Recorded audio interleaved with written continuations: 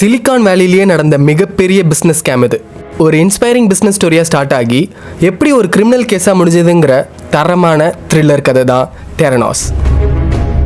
Elizabeth ஹோம்ஸ்னு ஒரு 19 வயசாகிற பொண்ணு Stanford university drop out பண்ணிவிட்டு 2003 தெரனாஸ்னு ஒரு கம்பெனியை ஸ்டார்ட் பண்ணாங்க. தெரப்பி ப்ளஸ் டயக்னோசிஸ் இதோட காம்பினேஷன் தான் தெரனாஸ். அவங்க விஷயம் என்னென்னா, ஒரு பெரிய நீடல் வச்சு ரத்தம் எடுக்கிறதுக்கு பதிலாக கை விரலிருந்து எடுக்கிற ஒரே சொட்டு ரத்தத்தை வச்சு கேன்சர்லேருந்து கொலஸ்ட்ரால் வர 200+ டெஸ்டஸ் பண்ண முடியும்னு சொன்னாங்க. இது மெடிக்கல் ஃபீல்ட்லேயே ஒரு பெரிய புரட்சின்னு எல்லாரும் நம்பினாங்க. எலிசபெத் ஹோம்ஸை பார்த்து உலகமே வியந்து போச்சு. அவங்க கரெக்டாக ஸ்டீவ் ஜாப்ஸ் மாதிரியே பிளாக் டர்ட்டில் நெக் ஸ்வெட்டர் போட்டுட்டு வாய்ஸை பேஸ் ஆக்கி பேசினாங்க. மீடியா அவங்கள நெக்ஸ்ட் ஸ்டீவ் ஜாப்ஸ்னு கொண்டாடிச்சு.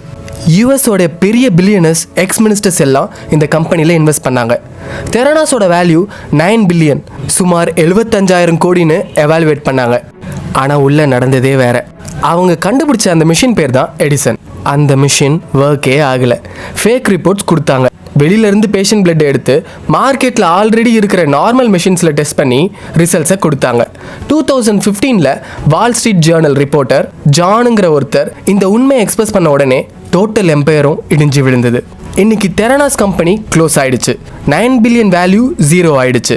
எலிசபெத் ஹோம்ஸ்க்கு ஃப்ராட் கேஸில் 11 வருஷம் ஜெயில் தண்டனை கிடைச்சது. இப்போ பிரிசனில் இருக்காங்க.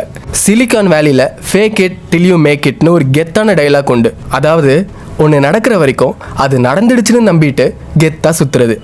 கான்ஃபிடென்ஸுக்கு வேணால் இது நல்லா இருக்கலாம், ஆனால் உங்கள் கோர் ப்ராடக்ட்லேயும் கஸ்டமர் உயிர் கூடயும் ஃபேக் இட் பண்ணக்கூடாது. பிஸ்னஸோட பேஸ் பணம் இல்லை, ட்ரஸ்ட். அந்த ட்ரஸ்ட்டை உண்மை இல்லாமல் பில்ட் பண்ணால் 75,000 கோடி எம்பையராக இருந்தாலும் ஒரு நாள் தரமட்டமாகும்.